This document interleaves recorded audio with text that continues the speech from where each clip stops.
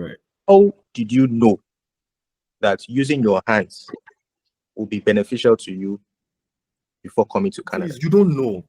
You see, that education you got in Nigeria, that grind will prepare you to see opportunities and recognize them. It's easy for you to learn anything. I learned everything, every skill that I know here. Back in Nigeria, I don't even know how to use a screwdriver. If I was a master carpenter in Nigeria, God knows I won't be in Canada today. That's just the truth, right? The reality is the level of education to be a carpenter in Canada is equivalent to almost being a third-year university graduate in Nigeria. Were you at a disadvantage having this drive to go into trades, but you found out that there were lots of limitations or challenges that you probably had? Your biggest strength that would work for you is the mystery that they don't know you. All they know is this guy has a university degree. They put you on a pedestal right there. So that is an advantage in its own. How do you speak to someone who has an entrepreneurial but is afraid or concerned about coming to Canada? That fear is very valid. When you arrive here and you get comfortable, that's the first thing. The minute you get comfortable, you're ready. I told you, in a span of 2 years between 2018 and 2020, I changed job maybe like 10 times because I needed to learn things. If I went to any school, it would take me years to learn them. So I needed to go to where it was happening, where they were doing it, and show them that I can do it, and do it for a little bit, reach the ceiling, and move away to the next one. When did you have that light bulb moment that said, I think this is where I want to go to. I know I want to be an entrepreneur, but I think this is my specific direction that I want to go into. So the goal was always to own a business. So everything that I was doing, I was looking for a business inside of it. The most profitable business right now in Alberta is construction. Your drive to own a business propelled you to found a company in barely less than 2 years after coming to Canada. What does Canada contribute to this drive that Nigeria did not? This is a very interesting question. So what I think Nigeria cannot contribute to me to be where I'm at right now, it is less than people think. So what is that thing? So what's that one thing that made you? Security for me. That's it. If you say lack of capital, I understand that people are from different backgrounds. I don't have money. I don't have generator. Those are the basic things, right? And some people still make it. But when you're here, you can't sleep. You got different thing that is keeping you up here, and it's different thing that is keeping you up in Nigeria. Anyone who leaves Nigeria for economics will still be poor here. Standard. So a few episodes ago, I was speaking with 2 Canadian or 2 African. One is here, the other one is not here. And I asked a question. We'll see you at the make. I said, what would you do different if you were coming to Canada knowing exactly what you know now? What would you do differently? They both said they would learn how to use their hands. Ayo, you're using your hands and using your very well. And so in the work that you do, building and developing and redesigning spaces, including basements and living spaces, and transforming it for your clients. Right. How did you know that using your hands will be beneficial to you before coming to Canada? How were you able to have that insight that using your hands will add value to you and give you the freedom that you have and you enjoy it now? No, the reality is you don't know. And I'll tell you, right? That's it. Like I was telling Busui when we were having this conversation earlier, right? Everything you have, whatever your composition is good enough. It's going to enable you. Like I told you how many opportunities I've dabbled into. Everything led to this moment. There was technically a lot of lessons learned in those times. I resigned at one job, went to another job, and I signed. The day I signed my employment letter, I signed my resignation letter as well. I dated it, I kept it. Just because I knew that the only thing I'm going into this space for, I don't know if you know California Closet at Edmonton. No, I don't. All right. So California Closet is like one of the high-end closet companies in the world. If you see Snoop Dogg build a closet, that's the company that built it for him. If you see Okay. Oprah build a closet, Conor McDavid's closet, I built it. Wow. Yeah, the guy that owns the Oilers, right, as well. So these are and based on, because I worked at that company was where I got the opportunity to be able to do that. And I worked there just 3 months.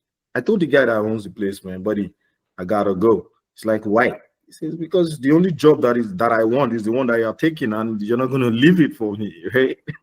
So the reality is you don't know. You see, that education you got in Nigeria, that grind will prepare you to see opportunities and recognize them. Because it's easy for you to learn anything. Very, like I told you, I learned everything, every skill that I know here. Back in Nigeria, I don't even know how to use a screwdriver because I didn't have any need to. If I was a master carpenter in Nigeria, God knows I won't be in Canada today. That's just the truth, because I won't be able to complete my applications. True. You make a very Ayo, you make a very, very valid point. We have discussed this before, and we said that, and I remember saying this specifically, that many of the people who would probably thrive in Canada were the people who work with their hands, the people who did the woodwork, plumbing, handymen, so to speak. But the problem was that Canada would not pick those people. In fact, they would not even find a way or know exactly how to get into them. So let me rephrase it. You make a very valid point when you say if you were into you will know how to fill the application. Let me rephrase that statement, right? The reality is the level of education to be a carpenter in Canada is equivalent to almost being a third-year university graduate in Nigeria.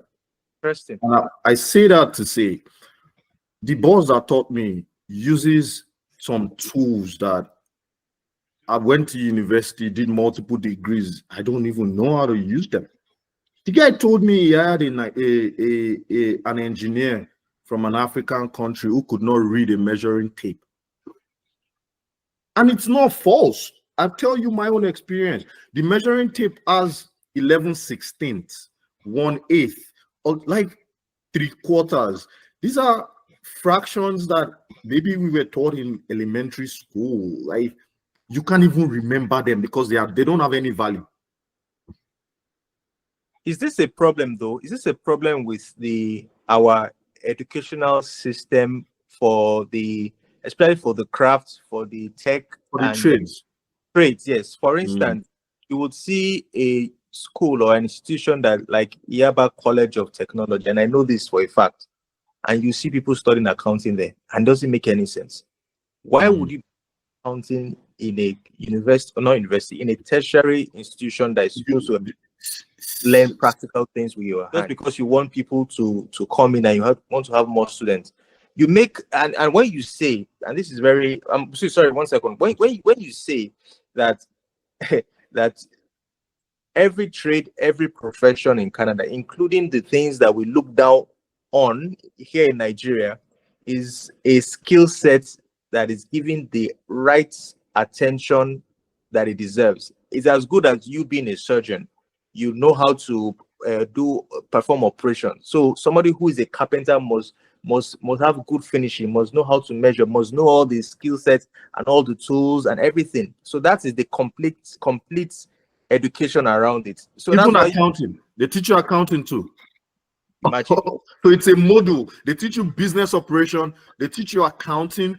Like, I'm telling you, if you see bookkeeping, if you see a graduate of let's not even go as high as NATE, which is like a university, a polytechnic standard in Nigeria, right? Let's go to the high school. So there's a diploma program that they teach in the high school. By the time you graduate high school, you already know what you want to do if you want to do trades. And I'm talking age 16, 17. So that guy starts doing trades at 17. When that guy is 30, he already has 13 years experience in doing what you that went to school and want to do. So he already knows how to, like, I'm not even joking with you. There's a guy that when I was working under my boss, the guy was a roofer. Basically, they build the roof of houses. And he was still in school. When he was done with school, he did 2 years running his business. And the third year, this boy he had a crew of about 12.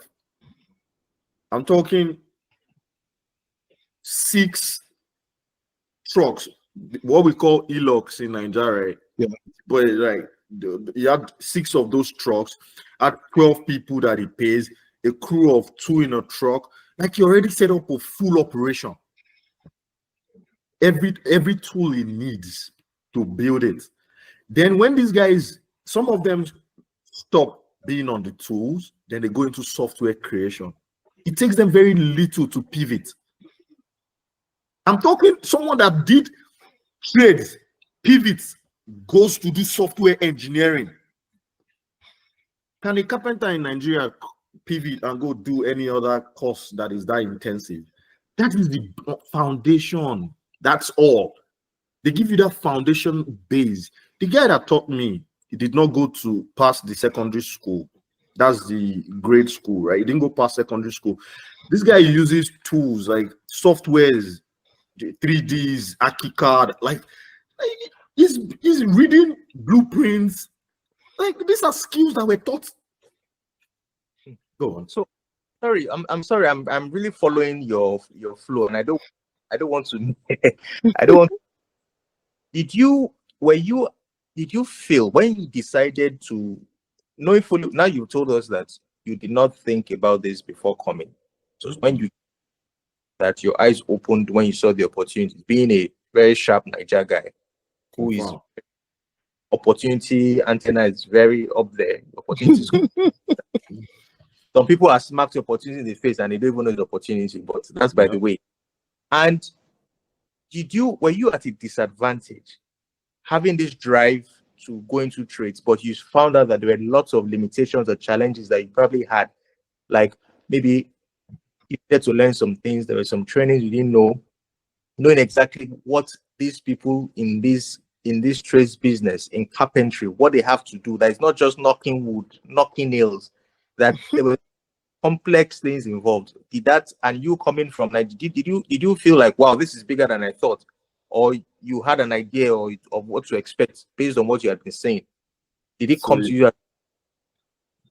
So your biggest strength that would work for you is the mystery that they don't know you. All they know is this guy has a university degree. They put you on a pedestal right there. They don't know the quality of your. So that is an advantage in its own.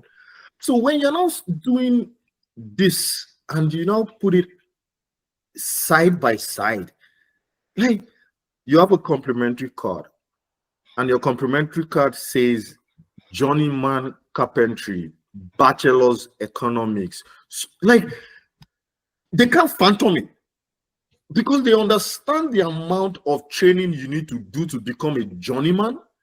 Then this guy now has a degree with it. Those that have that have crossed a threshold, but you are on the field and you have these things. So it's an advantage. You come into this space and you're competing with people that don't have that, even though they might know a little bit more than you when it comes to application. But by paper, and that's the Canada is very paper conscious. By paper, they want to prove who is the best qualified for this job. I'm not going to show off there looking like a riffraff. Why? Because I got quality education. I am representing a company. I'm not a one-man business, even though I'm a one-man show, but I'm representing a company. I come there as a project manager for Famille Contracting Inc. I'm here to do a visibility study and I would write a comprehensive report that would enable us provide you a quotation. Is it the same thing as, oh, where's the roofing sheet? I'll look at it. Yeah, I'll send you a quotation tomorrow. Those two conversations, we said the same thing, but we just said it in different ways. Professionalism. That's the word. That's the word. There should be class. There should be professionalism. So are there opportunities in trades? That's the question that I know the answer already. And maybe the better question is, how big is the opportunity? Because I know the opportunities. Let me come in there. For example, Alberta, let me not even go all the way of Canada, but Alberta alone. You will hear one thing in Canada, they always say that there is a housing shortage, there's a housing shortage. Now, what does that mean? It means that there's a lot of the population, the number of houses is not enough for the population. So one thing or some initiatives that the government is trying to do is they're trying to boost housing, accelerator programs, different programs to boost housing, even financing and everything. There's a new program that they're even bringing up now to say, okay, you know what, to boost housing again, and let's also help you in terms of developing your secondary suits, maybe come some kind of financing. And what that means is this: with all these programs, it means that more houses are going to be built, and for more houses to be built, you're going to need roofers, you're going to need carpenters, you're going to need plumbers, you're going to need electricians, you're going to need people who do drywalls or whatever it is. Now you're going to do your basement also. You will need plumbers, you will need electricians, you will need people who do drywall. You will need so with that, there is lots of opportunities, and there is even a shortage of workers in trades. So when you see builders right now and builders have projects, one of the major issues they have right now, especially in Alberta, and I know in a lot of Canada, is that there is a shortage of workers. So when they see a worker, they want to hold on to you to say, hey, especially if you are good, you're not good, you're going nowhere. We have summer is coming soon. We have 10 projects that we want to finish. So you're going nowhere. So if you're in trades and you have that opportunity to be in trades and you come in and you're able to get your licensing and everything, trust me, the opportunities are there. And I'm sure you can attest to that. Yeah. And to buttress Busui's point, I'm just going to say, to see the opportunity, what size, what part of the trades do you want to come in? If you're coming in as a solopreneur, just me and my hustle, set a cap for yourself. My target is $300,000 annually. Did you get? If you're coming in as an employee, I don't want to own a business, I just want to work. Set a target for yourself. I want to work in this industry, in this field. I want to work 10 hours a day, or like whatever you see. Because if you're in trades, while you're learning, you're getting paid. And the pay is incremental. Oh, yeah, apprenticeship. You know how they do apprenticeship in Nigeria? Whereby you go, somebody's just knocking your head and sending you up and down. They're not even when you do apprenticeship, you're getting paid to do that. Then you go to school, then you come out, then when you go for your second year, your pay increases to match that level. You go for your third year until you do your fourth year. So those are some of the perks. Then if you want to take it to the company level, you can say, okay, I'm not doing solopreneur, I'm just going to set up a company that has multiple trades that I manage, and I'm going to bid for projects, private projects, or government projects. There's equal opportunity. They are constantly looking for Black businesses to promote.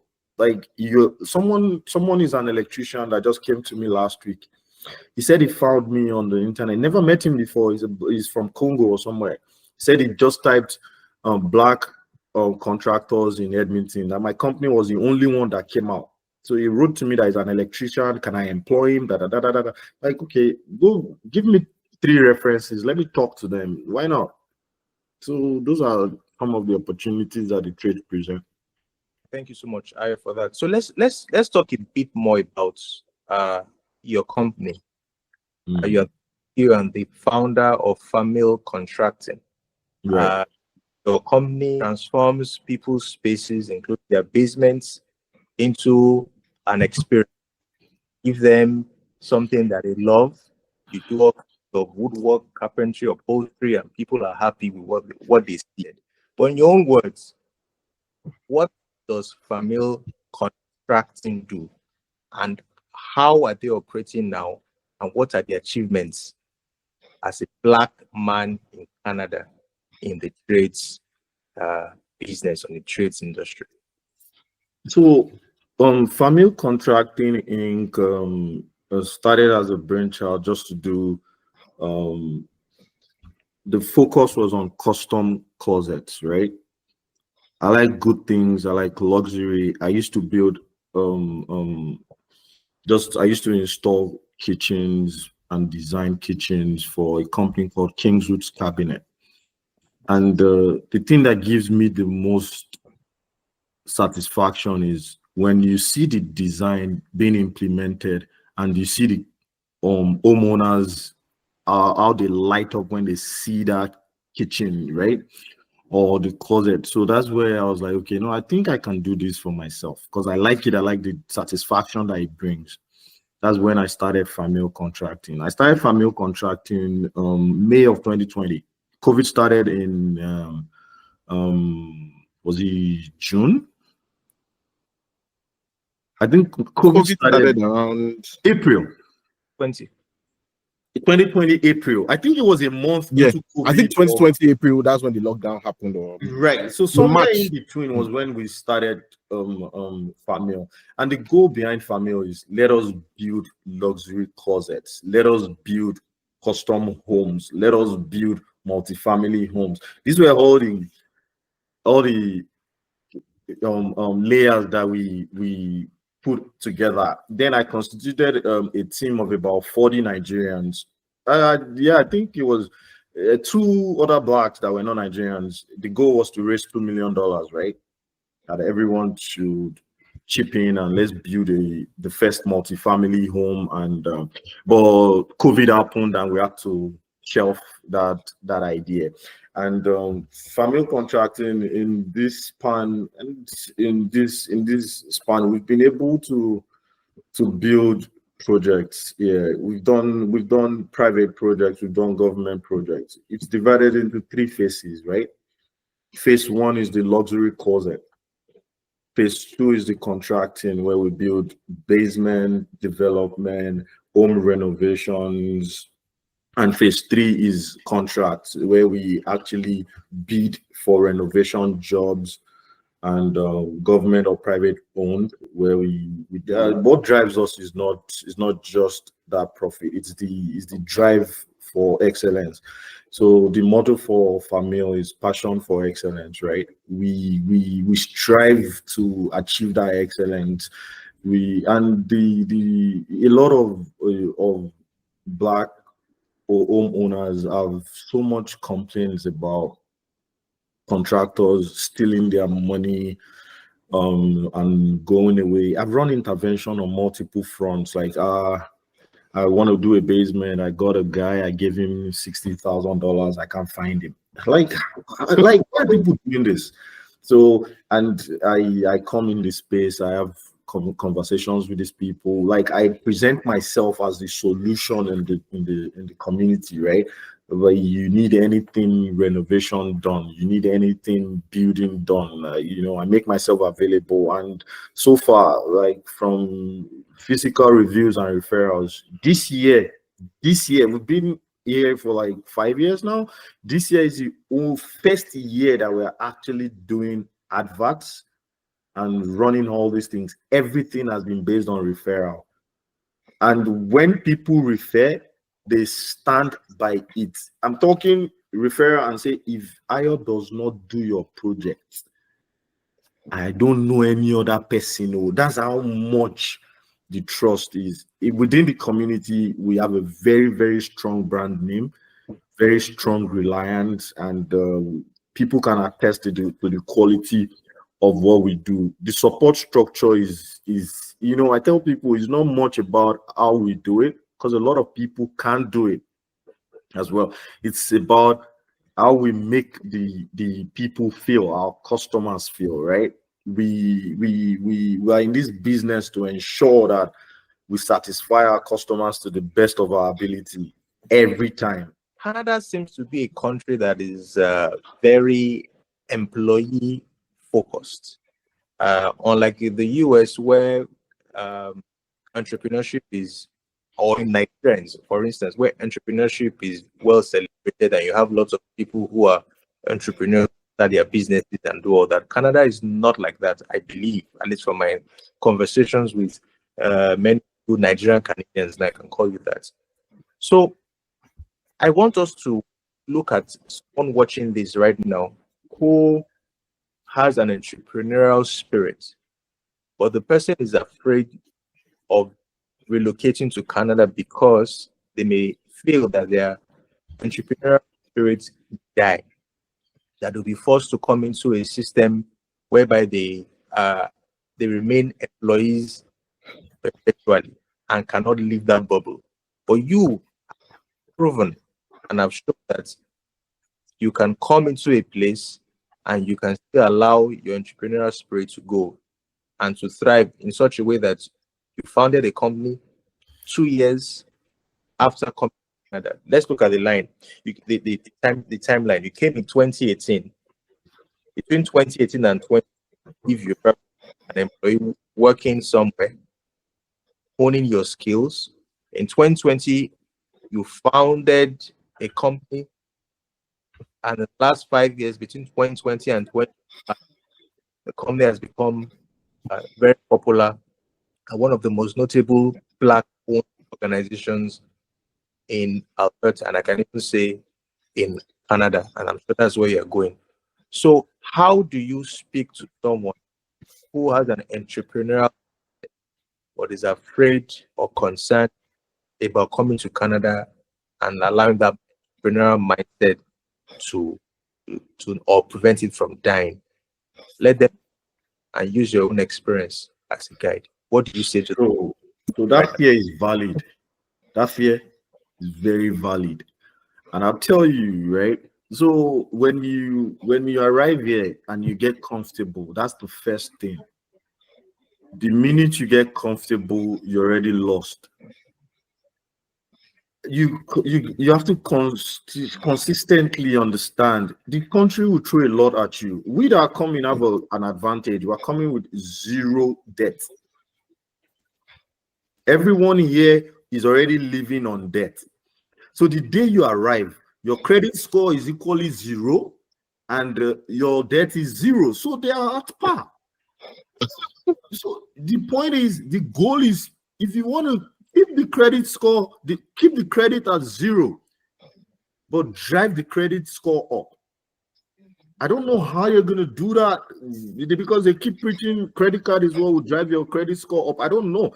I'm not a financial analyst or specialist. I'm not going to put in any counsel or advice on how to get your credit score. But all I can say is, if you can keep your debt to zero, that would enable you fluidity. All you need in this country is, I told you, in a span of 2 years between 2018 and 2020, I changed job maybe like 10 times because I needed to learn things. If I went to any school, it would take me years to learn them. So I needed to go to where it was happening, where they were doing it, and show them that I can do it, and do it for a little bit, reach the ceiling, and move away to the next one. So there was no way, if I was still learning, maybe I'll just be graduating now. So you've already paid your dues. Crash course in everything. Get started. You figure it out along the way. What you don't know, hire someone to do it. You get my point. Lose money on it, but you learn it that day. You see. I want to hear Busui's point of view before I continue. Oh, sorry, I didn't want to stop your flow, but I heard when you mentioned that, if one way of learning is to go to school, and one of the questions I have is this: if because in our past interviews, when Shegu mentioned, he asked this question that what is one thing that we would have done differently if we knew when we were coming to Canada? I said that handiwork, because I have seen people who are into trades that are doing fantastically well. I met a guy not too long ago. He's a journeyman electrician. The guy went to he did the journeyman electrician and got the certificate. Right. Yeah. Then this guy now went to the U of A to go and study electrical engineering. And so he's a project engineer right now. And I see what this guy does on the job. He has the handy skills and he has the designing skills. Right. And he handles projects.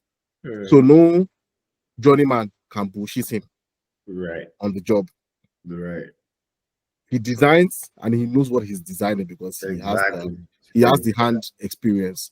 And I've met a lot of Nigerians who are engineers who don't have that how I put it, that technical skill. The technical skill. They know the design, they know how it works, but they don't have the technical skills to say something is faulty today, pick up a spanner, go and fix it. So now one thing again I'm delving into is a lot of Nigerians come here now, and a lot of us, you will see in groups, in forums, I'm looking for a job, I'm delving into IT, I'm delving into business analysis, I'm delving into project management. And some people ask me from Nigeria that I'm coming here, which field do you think I can? And I tell some of them, but if you're in Nigeria, it sounds stupid. I told some of them that it would be nice if you can do it. If you're very handy, you can do a hand job. And the guy will look at me and say, what kind of hand job? I say, maybe electrician, plumber. Maybe you can go and learn some kind of skill or trade that it will help you. And some of them are like, you know what? All those ones are, okay, what are you looking at? I say, project man. I'm like, I'm not saying you won't get a job as a project manager, but right now, especially in the IT space, it is getting difficult with the advent of new technologies, AI and everything. Some of these roles are becoming redundant. And I try to encourage some of them. So what my question and where I'm leading to is this. If you're in Nigeria, you're coming in newly, and you decide that, you know what, maybe I want to go into trades. What are the pathways available that you can take to say, you know what, let me go and learn, let me go into trade to become a journeyman? Do I have to go to school, maybe like Nate, to go and do the certification? Or is there another pathway where I can take? Maybe I have to go become an apprentice for a number of years and I learn and I become certified. So, because how do you go about that? So I'll give you what I know. And Canada, as of today, because Canada is constantly changing. So tomorrow there might be a policy based on because Canada is a different beast. They are looking constantly at what is happening and they are changing. It is that dynamic nature of this country that keeps it relevant. You cannot remain a statue the way it was, and it's like, how can we still be using the same textbook that I read? Is the same textbook that my kids would read if they were in Nigeria? Like, really? So it is that dynamic nature that keeps the country relevant. So tomorrow they might just tell you, because we have a shortage in this, we're going to change the trades pattern. This is the new entry way. So as of today, if you come into Canada and you feel, so what our people fail to understand is dues has to be paid. You just talked about business analysis, I know for sure that there are people who do these courses. They will tell you, come and take 8 weeks course, then go and challenge the exam or go and challenge that is available in trades too. So trades, you need to first of all identify what you want to do, research it extensively to see that it suits your lifestyle, because the trades vary. They are industrial, residential, or commercial. Let's take, for instance, a welder. If I'm just a regular residential welder, I will help in building foundations, lintels, But if I was a commercial welder, I'll help in building commercial buildings. If I'm an industrial welder, I might be building boilers. I might be on the pipelines. So these are all different levels. Where do I want to fit? Now, you approach that with that mindset. You approach the courses, research them extensively. I say the advantage you already have is you've already gone to school 4 years to do university. Maybe some of them even have masters and PhD. That is, your brain is open. You get my point. So you pick all these materials the same way you cram to write order your Unilag BSc engineering or BEng or whatever it is you get out of there. The same way you cram that paper, they call it challenge. You challenge it. What that tells them is that you know the rules. It's like when you want to drive in Canada, the first thing they tell you is go and read that book and come and write the road test. Right. The paper one. So that's the challenge. So it is proven to them that that's where they would be able to identify that this guy can read measurements. Like all those measurements, they'll give you elementary fraction. 1/4 plus 1/8 plus 1/11 plus like you're like, oh my god, am I going to add all this together like they are testing, they just want to know that this guy understands the rudiments of trades. They would, it's structured in different trades. Once you challenge it, the exam, then that is one part to get the certification. Another part is identify a journeyman, whatever in the field maybe it's a plumber, maybe ask him like, this is what I want to do. How do I go about it? If the person tells them you would apply to NATE, find an apprentice, a journeyman person to do apprenticeship with. Then you start from there. You start earning from that day. So it's not even like, even if you're looking for transition job while you're moving to Canada, that could be the transition job because you're earning while you're learning the skill. But I told you my mindset from day one. I knew what I wanted to do.